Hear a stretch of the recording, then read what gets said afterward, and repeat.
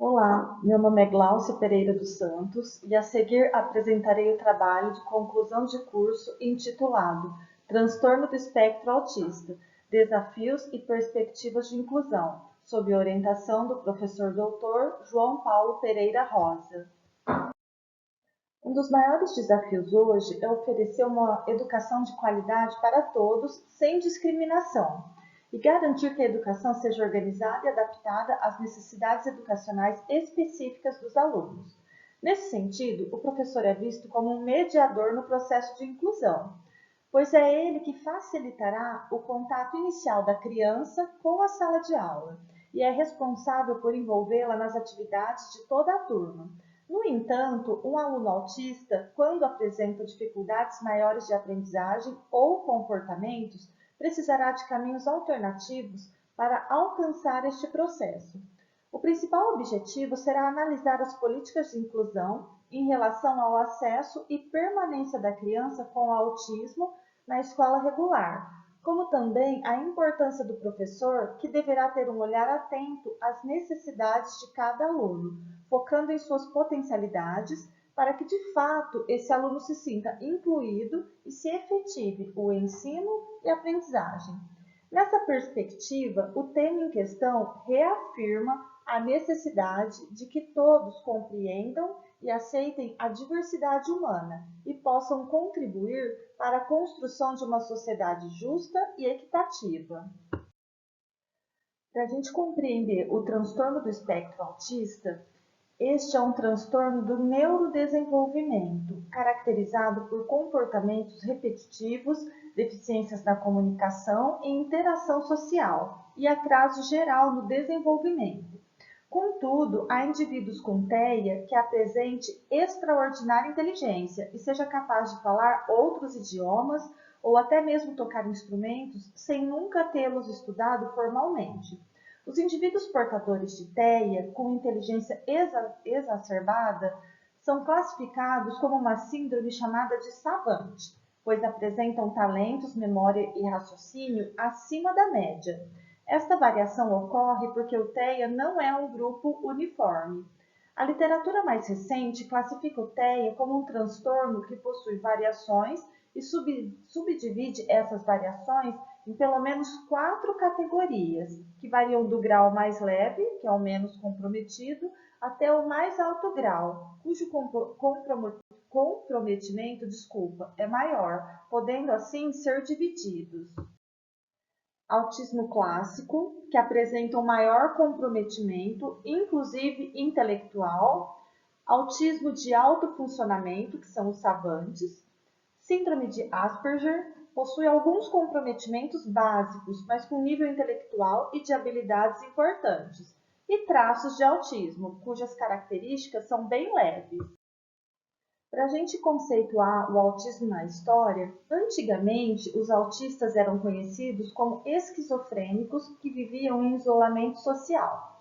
Em 1911, o psiquiatra austríaco Eugen Breuer, que iniciou pesquisas na área, foi o primeiro a utilizar o termo autismo, que é derivado da palavra grega para autos, que significa voltar-se para si mesmo. Somente na década de 40, o autismo foi identificado pelos estudiosos Leo Kanner e Hans Asperger, que, embora trabalhassem separadamente, chegaram à mesma conclusão e definiram a síndrome como fuga da realidade. Sobre o autismo e a educação brasileira, a escola tem uma função importante na observação e relato dos sintomas, já que é o primeiro local de relações sociais da criança com outras pessoas que não são de seu convívio familiar. É muito provável que a criança terá dificuldades em se adaptar às regras sociais, o que é muito difícil para um autista. Essas dificuldades farão parte da rotina do professor e da escola como um todo, e uma forma de melhorar a adaptação e diminuir as anomalias trazidas pela criança é promover sua aprendizagem adaptando o currículo. As adequações curriculares não possuem a intenção de desenvolver uma nova proposta, mas sim estabelecer um currículo dinâmico, alterável, passível de ampliação, para que atenda realmente a todos os educandos. Os professores devem observar seus alunos e incentivá-lo com entusiasmo, aproximando-se devagar e sempre com o objetivo traçado. A interação com a família também é importante. Laços de companheirismo e solidariedade facilitam muito o trabalho do educador. Muitas ideias vão surgindo quando se conhece e motiva o aluno. Esse processo pode parecer lento, porém torna-se efetivo a partir de uma aula planejada e direcionada por metas e objetivos pré-estabelecidos.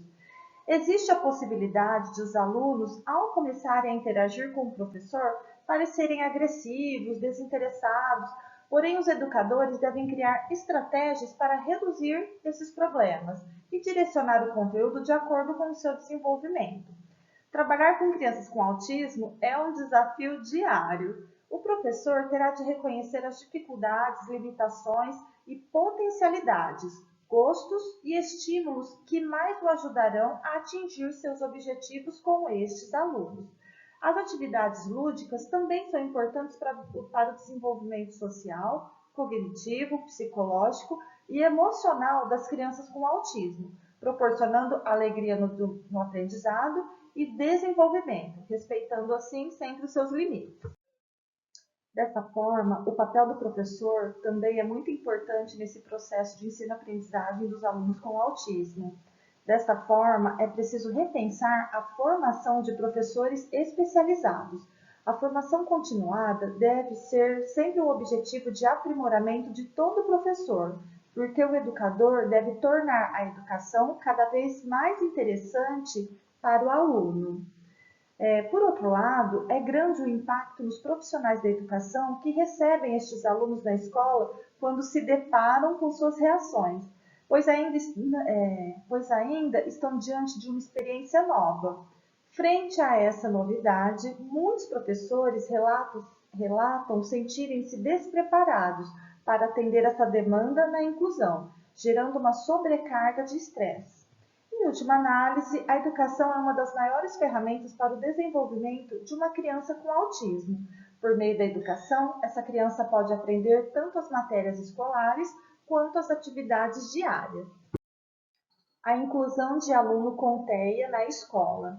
A pessoa com TEA ou qualquer outra deficiência tem direito à educação pública e gratuita.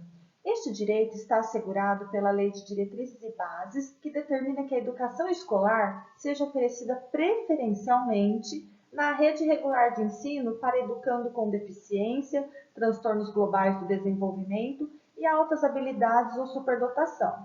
A lei determina ainda que haverá, quando necessário, serviços de apoio especializado para atender a clientela da educação especial.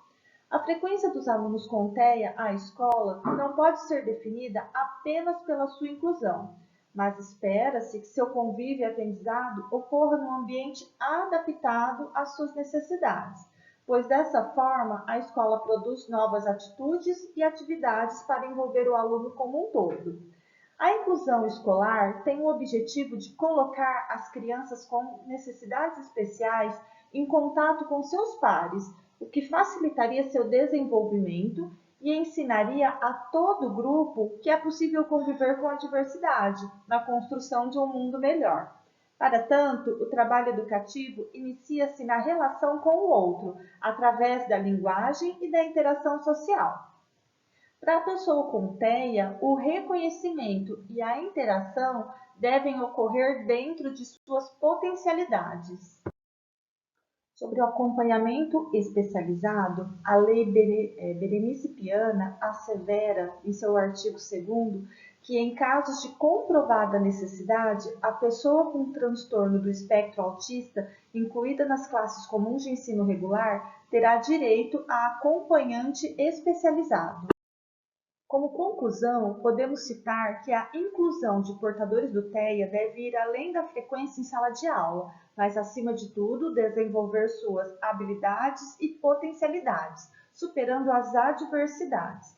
No entanto, o que se observa nas escolas regulares é que existe a oferta de vagas para matricular essas crianças, mas não são promovidas mudanças nos métodos de ensino, ocorrendo desta forma a exclusão.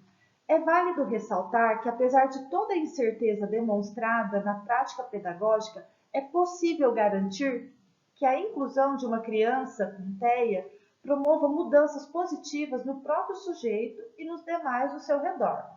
Em alguns casos, pode-se destacar que o maior benefício foi o ganho com comportamentos de interação social de ambos os lados, seja de alunos com TEA ou outras crianças, revelando a alegria da convivência. Enfim, ainda existem muitas lacunas a serem exploradas com relação ao TEA, mas maiores são as lacunas na formação dos educadores para atender a estes alunos, favorecendo o pleno desenvolvimento dos mesmos. Obrigada pela atenção.